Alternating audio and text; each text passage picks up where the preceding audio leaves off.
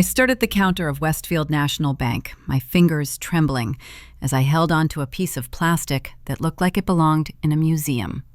The bank card was so old that the numbers on the front had faded, and the magnetic strip on the back had a visible scratch running through it. I felt embarrassed just holding it. "I'm sorry to bother you with this," I said quietly to the banker behind the counter. "It's really old. My father gave it to me a long time ago. I just want to see if there's anything on it, maybe a few dollars." The banker, whose name tag read Mr. Banks, gave me a polite smile. He was an older man with gray hair and glasses that sat low on his nose. He looked like he'd been working at this bank since before I was born. "No problem at all, Mom," he said kindly. "Let's see what we can find." He took the card from my hand and examined it closely, turning it over twice. Then he swiped it through his card reader. I watched his face, expecting him to tell me the card was too old to read or that the account had been closed years ago. Instead, his expression changed completely. The color drained from his face like someone had pulled a plug. His eyes went wide behind his glasses and his mouth fell open slightly. He looked at the computer screen, then at me, then back at the screen. "Mom," he said, and his voice cracked. He cleared his throat and tried again. "Mom, I need you to, could you please come behind the counter right now?" My heart dropped into my stomach. "What? Why? Is something wrong? Please, just come with me."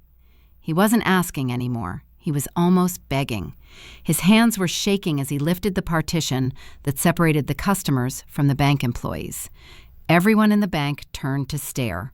A woman with a baby gave me a concerned look. An elderly man whispered something to his wife. I felt my face burning with shame. What had I done? Was I in trouble? Did my father do something illegal? Was this card stolen? 2 security guards appeared from somewhere, walking quickly toward us. I felt panic rising in my chest. "I don't understand," I whispered. "Please, I didn't do anything wrong." But Mr. Banks was already guiding me through a door marked private and down a hallway. My legs felt weak. The security guards followed us. I wondered if they were going to arrest me. My mind raced through possibilities. Maybe my ex-husband Richard had somehow set me up. Maybe this was another one of his cruel tricks. We entered a small office, and Mr. Banks practically pushed me into a chair. He sat down at the computer, typed something, and stared at the screen with an expression I couldn't read. It wasn't anger. It wasn't suspicion. It was something else entirely. Something that looked almost like fear mixed with disbelief. "Mom, I need to verify your identity," he said, his voice tight. "Can you show me your driver's license?" My hands shook so badly I could barely open my wallet. I pulled out my license and handed it to him.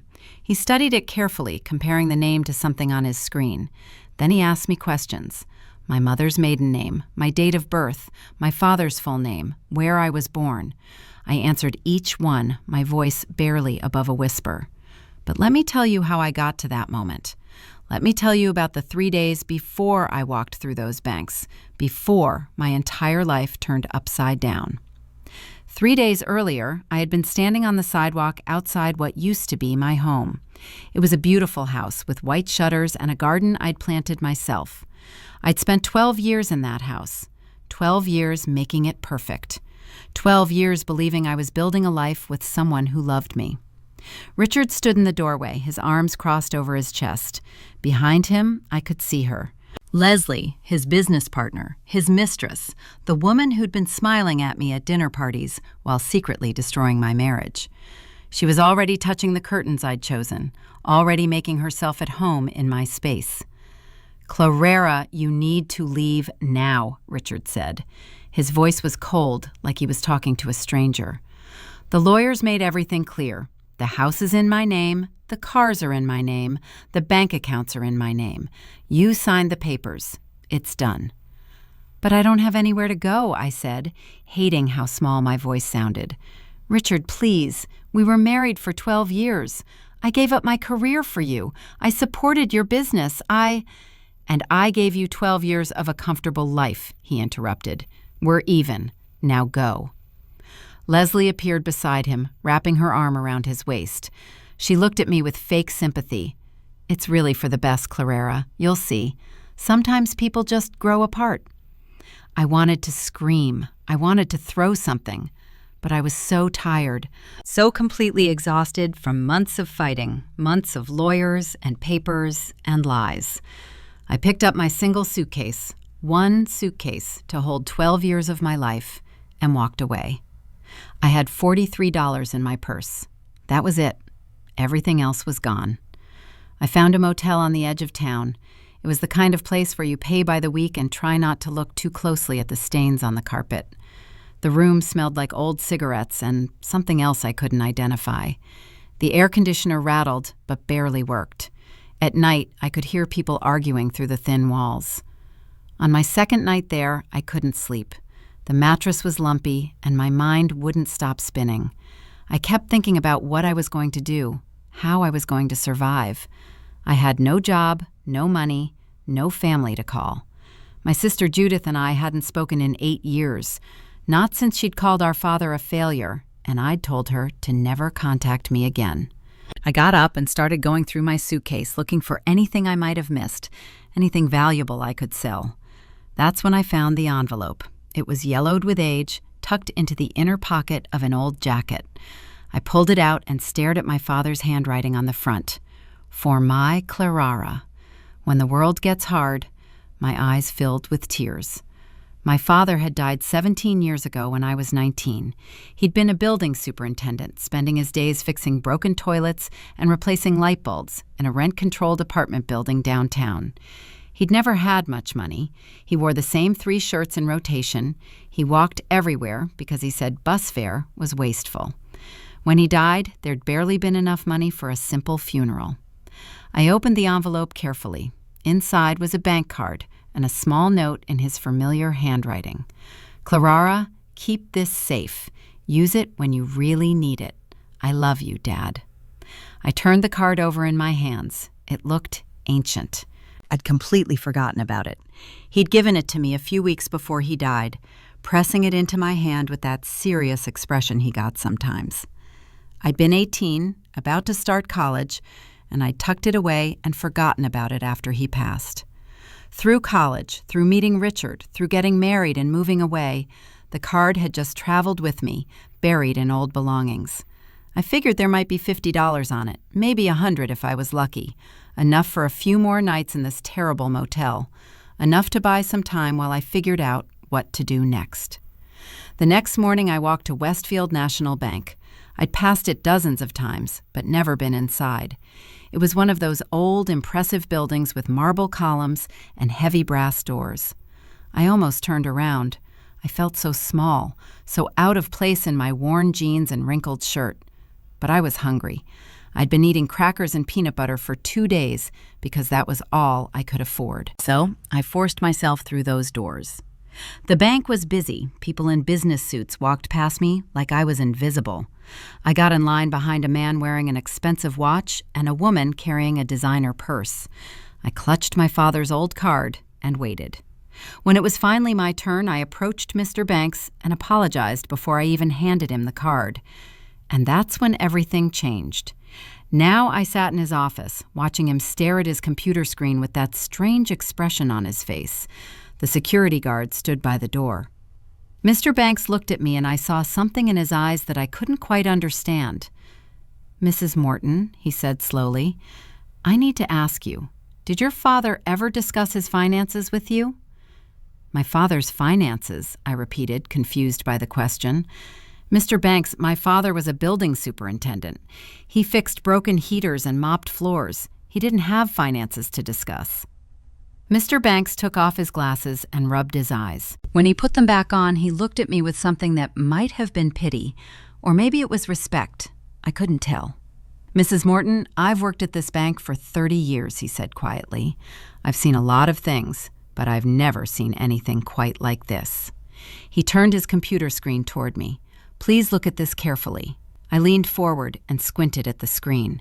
There were numbers, lots of numbers, account information, transaction history, and then I saw the balance at the bottom. My brain couldn't process what I was seeing. The numbers didn't make sense. There were too many of them. I counted the digits twice, then a third time. "That can't be right," I said, my voice barely working. That's a mistake. You made a mistake." "There's no mistake," Mr. Banks said gently. "I've checked 3 times. I had my supervisor check. The account is real, and it's yours." "But that says—" I stopped, unable to say the number out loud. "That says $47 million. The room tilted sideways. I gripped the edge of the desk to steady myself. One of the security guards took a step forward, probably worried I was going to faint. Maybe I was. "Mrs. Morton, breathe," Mr. Banks said. He pushed a glass of water toward me. "I know this is a shock." A shock? He called $47 million a shock. I started laughing, but it came out wrong, almost like crying. "This has to be a mistake. My father didn't have money. We were poor. We ate pasta 4 nights a week. He patched his work boots with duct tape because he couldn't afford new ones." "Your father was a very careful man," Mr. Banks said. He pulled up another screen and gestured for me to look. 25 years ago, your father owned a small piece of land. Do you know anything about this?" I shook my head. "My father never owned anything. We rented our apartment." According to these records, he inherited a plot of land from his uncle. It was in a part of the city that nobody wanted back then. Industrial area, warehouses, nothing special. Mr. Banks scrolled through documents on his screen. "A developer approached your father wanting to buy it. They were planning something big, but the land was crucial to their project." I listened, still not understanding how this connected to the impossible number on that screen. "Your father sold the land," Mr. Banks continued, "but he was smart about it. Instead of just taking a one-time payment, he negotiated a contract. He would get 5% of all future profits from anything built on that land.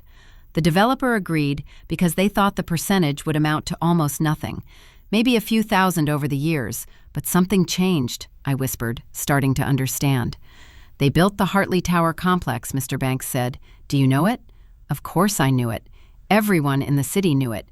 It was a massive development downtown. Office buildings, luxury apartments, high-end shops.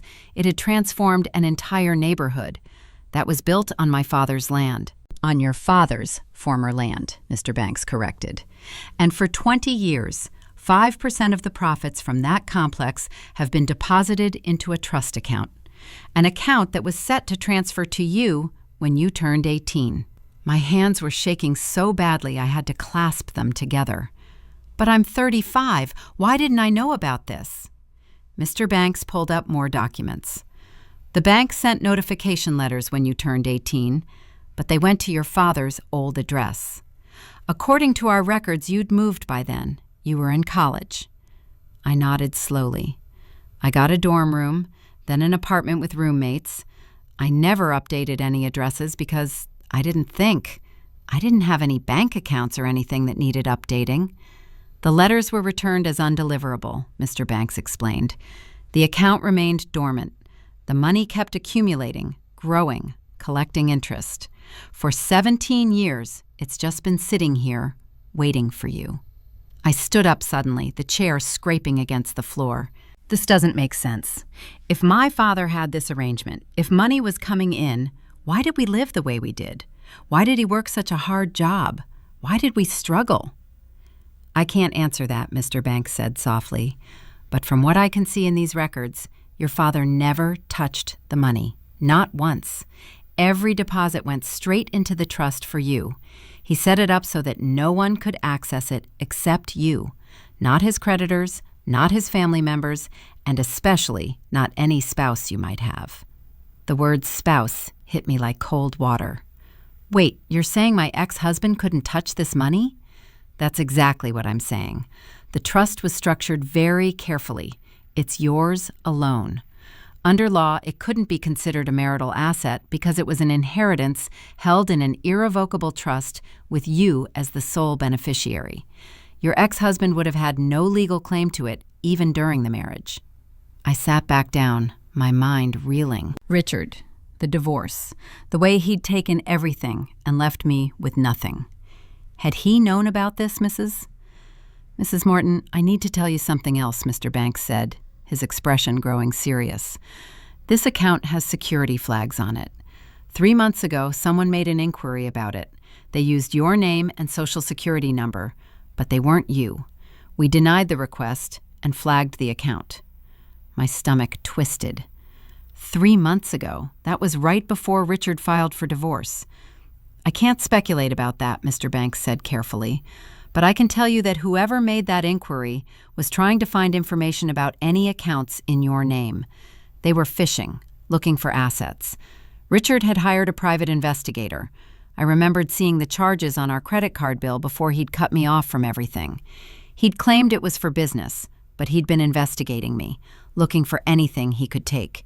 He knew, I said quietly, or at least he suspected there might be something. That's why he rushed the divorce through.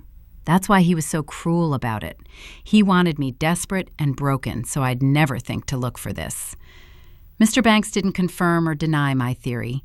He just looked at me with those sad, understanding eyes. What do I do now? I asked. I don't understand any of this. I don't know how to handle this kind of money. First, I'm going to set you up with our private wealth management team. Mr. Banks said they'll help you understand your options. But Mrs. Morton, you need to get a lawyer, a good one. If your ex-husband gets wind of this, he might try to challenge the divorce settlement. But you said he has no legal claim. He doesn't, but that doesn't mean he won't try. People do strange things when this much money is involved. Mr. Banks handed me a business card. This is the best trust and estate lawyer in the city. Call him today. Tell him I referred you. I took the card with numb fingers. Everything felt surreal, like I was watching this happen to someone else. Can I ask you something? I said quietly. Why did my father do this? Why did he live in poverty when he could have used some of this money? Why did he sacrifice so much? Mr. Banks smiled sadly. I think he wanted you to have a choice, a real choice, the kind of choice that only comes with freedom. And he knew that if anyone found out about this money, including you, everything would change. People would treat you differently.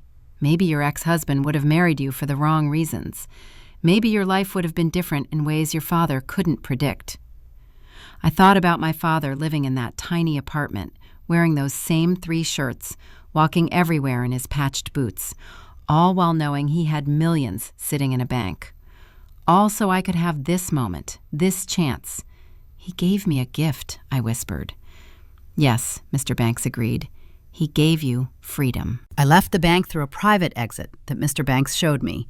He said it would be better if I avoided the main lobby, where people might be curious about why I'd been escorted to a private office.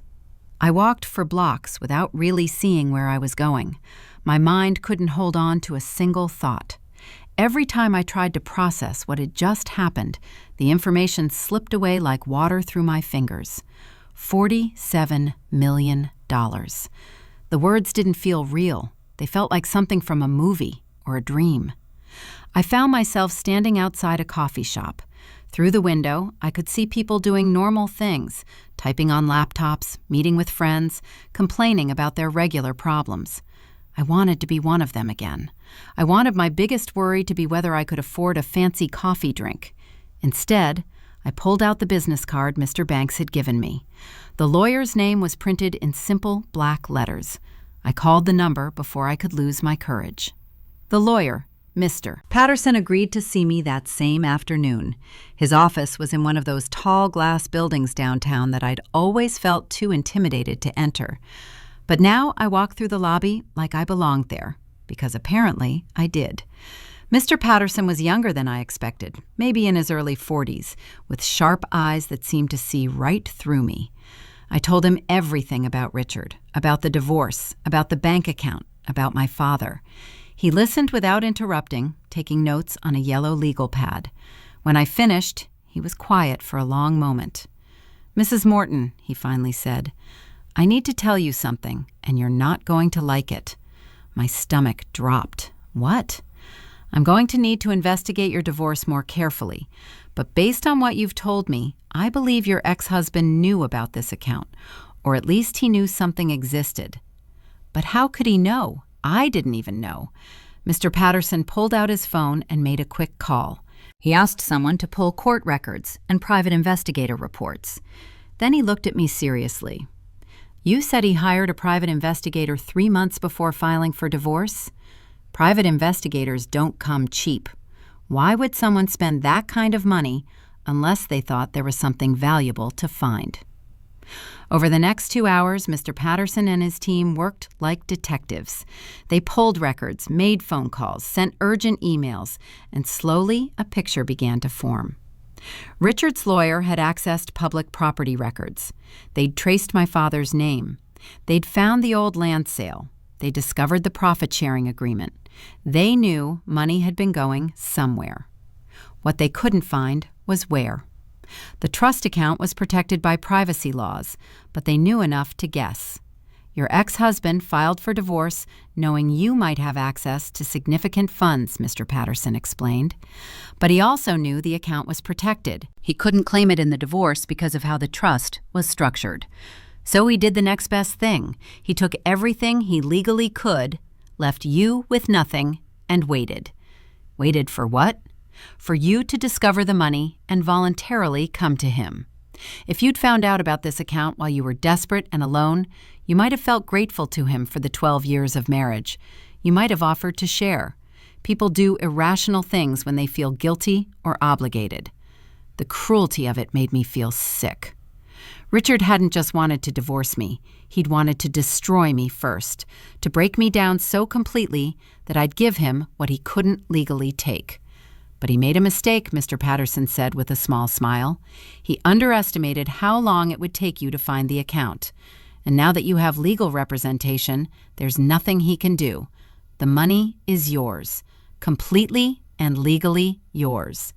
I should have felt relieved. Instead, I felt exhausted. Mr. Patterson helped me set up everything I needed: a new bank account at a different bank, a financial advisor, a security team. He even found me a luxury hotel where I could stay under a false name until we figured out what to do next. Trust me, he said, when word gets out about this, and it will get out, everyone you've ever known will suddenly want to be your best friend.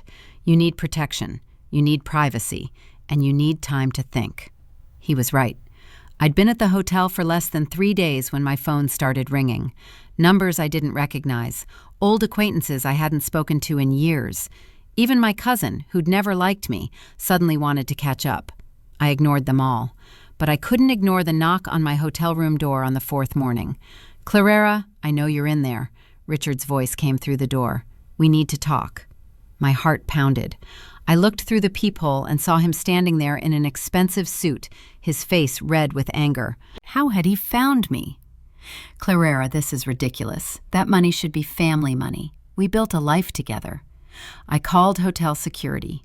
2 large men in suits arrived within minutes and escorted Richard out. But as they led him away, I heard him shouting, "I'll sue you, Clara. That money was earned during our marriage. I have rights." He didn't. Mr. Patterson had been very clear about that, but the threat still frightened me. That evening, I got a call from a number I hadn't seen in 8 years. My sister, Judith. My finger hovered over the decline button, but something made me answer. "Clara," her voice was tight. "We need to talk about Dad's money." "How did you even hear about it?" "How did I hear?" She laughed, but it wasn't a happy sound. "It's all over town, Clara. People are talking, and I want to know why you think you deserve all of it when I'm his daughter too." "Judith, Dad set up the trust for me specifically. He made that choice. Because you were always his favorite." Her voice rose. Poor little Clara, who needed protecting. Meanwhile, I was the one who had to be strong, who had to make my own way. And now you get millions while I've been working 2 jobs just to keep my house. "I didn't ask for this," I said quietly. "But you're keeping it, aren't you? You're not going to share with your own sister." "Dad made his choice, Judith. I'm respecting it." She called me names then. Selfish, greedy, a bad daughter, and a worse sister. I listened until I couldn't anymore, and then I hung up. She called back 5 more times. I blocked her number. That night, I sat alone in my hotel suite. The rooms were beautiful. Marble bathroom, soft robes, a view of the city that probably cost more per night than I used to spend on groceries in a month. But I'd never felt more alone. I thought about calling someone, but who? My old friends had drifted away during my marriage. Richard had made sure of that. always finding reasons why I couldn't go out or why my friends weren't good enough.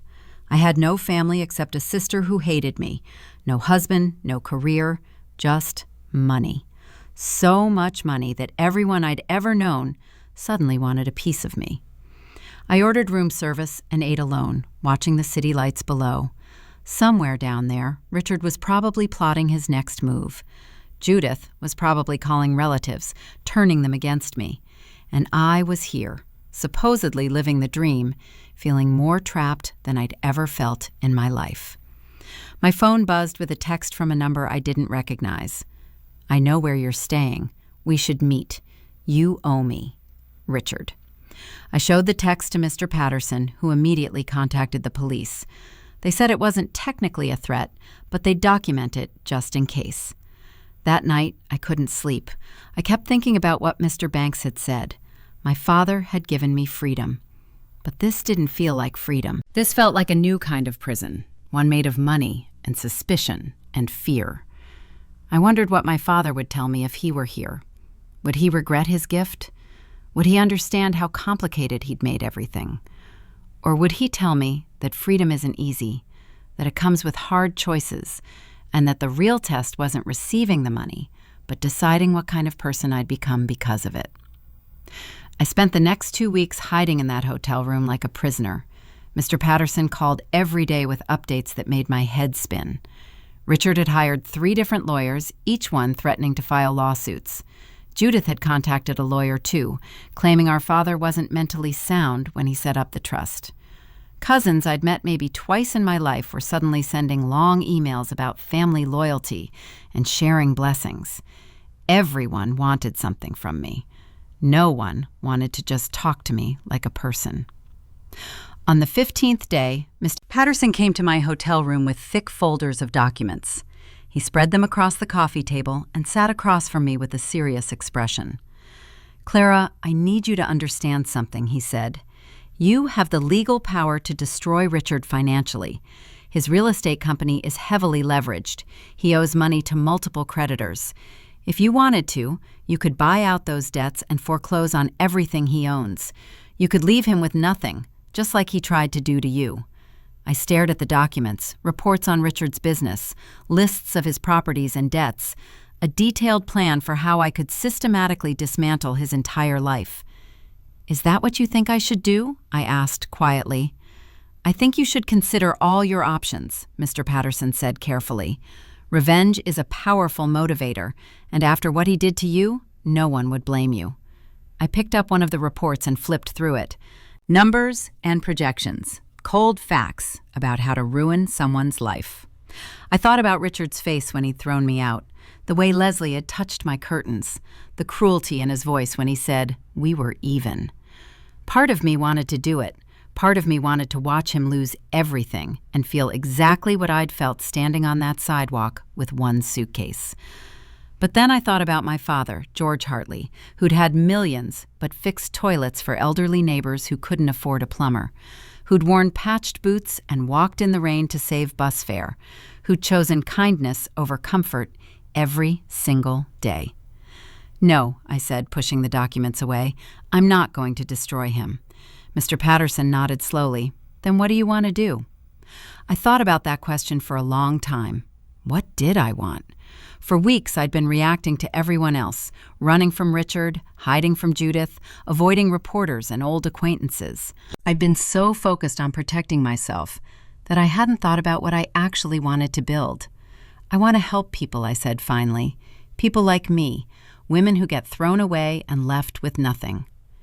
Over the next few days, I worked with Mr. Patterson and a team of advisors to create a foundation. We called it Second Chances. Its purpose was simple: to help divorced women who'd been left financially devastated by their ex-husbands. We'd provide temporary housing, job training, legal assistance, and small grants to help them restart their lives. The work gave me purpose. For the first time since finding out about the money, I felt like myself again. Not a victim, not a wealthy woman everyone wanted to use, just Clara Era trying to do something good. But I couldn't let Richard's behavior go completely unrest. Not for revenge, but because he was still hurting people. I asked Mr. Ree Patterson to investigate Richard's business practices. What we found shocked even the lawyers. Richard and Leslie had been cutting corners for years. They'd been hiding major defects in properties they sold, inflating property values to get bigger loans, paying off inspectors to overlook code violations. They'd sold at least a dozen homes to families who had no idea they were buying properties with serious structural problems. One family had bought a house with a cracked foundation that Richard's company had simply covered with fresh concrete. Another had purchased a condo where the balcony was barely attached to the building. These weren't small mistakes. These were dangerous, deliberate frauds that could get people killed. "This isn't about you anymore," Mr. Patterson said when he showed me the evidence. "This is about protecting innocent people from criminals." He was right. This wasn't revenge. This was doing what was right. We compiled everything and submitted it to the state's Real Estate Commission and the district attorney's office. We did it anonymously. I didn't want credit. I just wanted it stopped. Within a week, investigators raided Richard's office. I watched the news coverage from my hotel room, seeing Richard and Leslie being led out in handcuffs for questioning. They weren't arrested that day, but the investigation had begun. Richard's business license was immediately suspended. My phone rang an hour later. It was Richard. Against my better judgment, I answered. "You did this," he hissed. "You destroyed my business because you're bitter and jealous." "I submitted evidence of fraud," I said calmly. "What happens next is up to the authorities. Those families signed contracts. They accepted the properties as is. This is a witch hunt. Those families were lied to, Richard. You knew about the defects and hid them. That's not business. That's fraud." "I'll fight this," he said, "and when I do, I'm coming after you. I'll sue you for everything you have. That money should have been mine." "The money was never yours," I said, "and it never will be. Goodbye, Richard." I hung up and blocked his number. My hands were shaking, but I felt something I hadn't felt in months. I felt strong. A few days later, Richard called again from a different number. This time his voice was different, smaller, desperate. "Clara, please, I need your help." "What?" "The investigation is killing me. My investors are pulling out. The banks are calling in my loans. I'm going to lose everything." He paused. "I know I was wrong. I know I hurt you, but please, you have the resources to help me. We were married for 12 years. That has to count for something." I thought about those 12 years, the good times before everything went bad, the man I'd fallen in love with before greed and ambition changed him. Part of me felt sorry for him, but a bigger part of me remembered standing on that sidewalk with one suitcase while Leslie redecorated my home. "Richard, I'm going to meet you for coffee," I said. "One time, tomorrow. Then we're done." We met at a small cafe, far from anywhere we used to go. Richard looked terrible. His expensive suit was wrinkled. His hair needed cutting. He had dark circles under his eyes. "Thank you for coming," he said as I sat down. "I know I don't deserve it." "You don't," I agreed. "Clara, I made mistakes, huge mistakes, but I'm asking you, please help me get through this. I'll pay you back. I'll do whatever you want. Just help me." I looked at the man sitting across from me and tried to remember why I'd loved him, but that person was gone. Maybe he'd never really existed. "No," I said simply. "What?" "No, Richard. I'm not going to save you from the consequences of your own choices. You didn't just hurt me. You hurt innocent families. You built your business on lies and fraud, and when you had the chance to do the right thing, you threw me out with nothing. I made a mistake. You made many mistakes, and I'm not interested in fixing them for you." I stood up. "I hope you find a way through this, Richard. I really do. But that way doesn't include me." "Clara, wait!" "Goodbye, Richard. I mean it this time. Really. Goodbye." I walked out of that cafe and felt something lift from my shoulders. It wasn't revenge. It wasn't satisfaction. It was simply closure. The end of a chapter I'd been dragging behind me for too long. That night, I made a decision. I was done hiding. 6 months changed everything. I moved out of the hotel and into a modest apartment in a neighborhood I'd always loved. Not a penthouse, not a mansion, just a comfortable 2-bedroom with big windows and a small balcony where I could drink my morning coffee. The rent was probably less than what some people paid for their car payments, but it felt like home in a way that mansion with Richard never had. The foundation became my purpose. Second Chances had helped 37 women in just 6 months. We'd provided emergency housing, connected them with jobs, paid for their children's school supplies, and covered legal fees for custody battles. Each woman had a different story, but they all had the same look in their eyes when they first walked through our doors. That lost, frightened look I recognized because I'd worn it myself. Watching them rebuild their lives gave me something I hadn't expected. It gave me peace. I'd also bought 3 apartment buildings in working-class neighborhoods, not as investments to flip or profit from, but to provide affordable housing. I kept the rents low, fixed things promptly, and created a place where families could actually save money instead of drowning in housing costs. Over 200 people now had stable, decent homes because of those buildings. The lawyers sent me monthly reports about Richard. His company had completely collapsed under investigation. The charges were serious enough that he was facing potential prison time. Leslie had left him the moment the money disappeared, moving to another state with a new boyfriend. Richard had lost his house, his cars, everything. Last I heard, he was living in a small apartment and working at his brother's car dealership. I felt nothing when I read those reports. Not satisfaction, not pity, just nothing. He'd become a stranger to me, someone from a life I barely remembered. Judith tried to contact me a few more times, always with lawyers or demands. When those didn't work, she tried guilt, sending long emails about family and how disappointed our father would be. I never responded. Mr. F. Patterson handled all of it. Eventually, she gave up. On a cool October afternoon, I drove to Oakwood Cemetery for the first time since I'd discovered the truth about the money. I brought yellow roses, my father's favorite, and walked across the grass to his simple headstone. George Hartley, beloved father, the dates of his birth and death. Nothing fancy. That's how he would have wanted it. I sat down on the grass beside his grave, not caring that it was slightly damp from morning dew. For a long moment, I just sat there, looking at his name carved in stone. "Hi, Dad," I said quietly. "I'm sorry it took me so long to come back." A breeze rustled through the trees. Somewhere nearby, a bird was singing. "I found the money," I continued. "I'm sure you know that already, wherever you are. And I need to tell you something for a while. I was angry at you. I couldn't understand why you lived the way you did when you could have been comfortable. Why you let us struggle. Why you kept it all secret." I picked at the grass, feeling tears start to build behind my eyes. "But I think I understand now. You were teaching me something.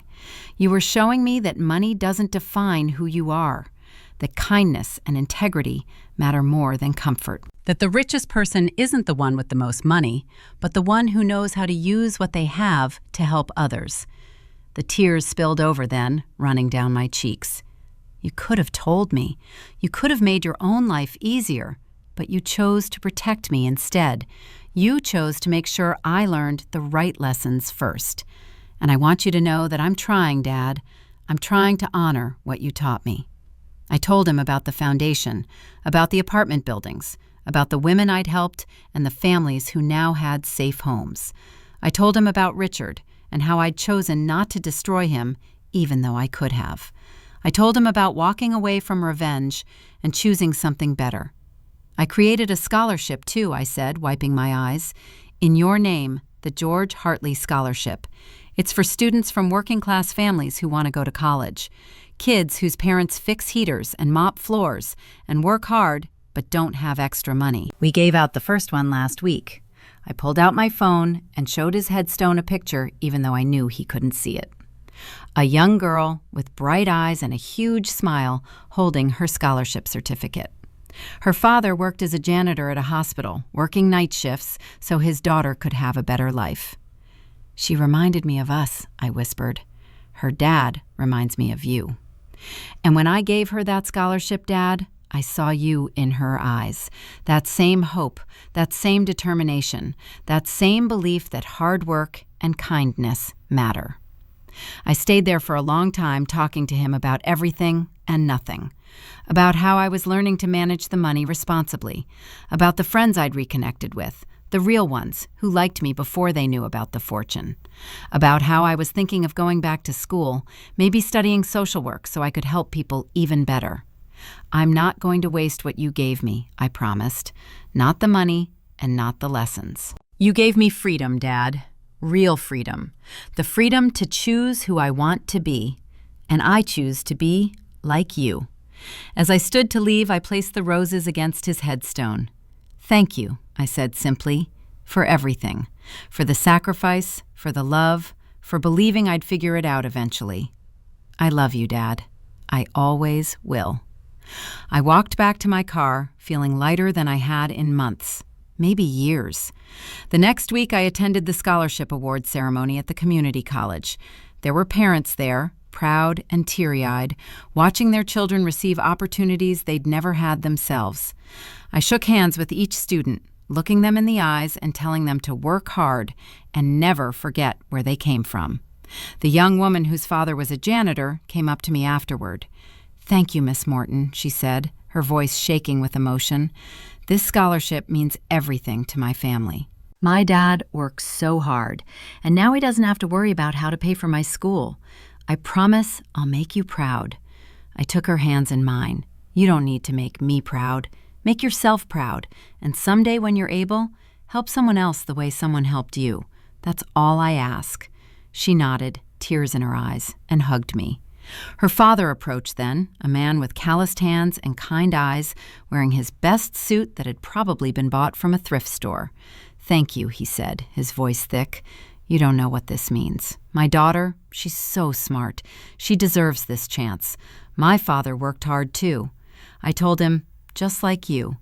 He taught me that the best thing you can give someone isn't money, it's opportunity. Your daughter has opportunity now. The rest is up to her. That evening, I stood at the window of my apartment, looking out at the city lights.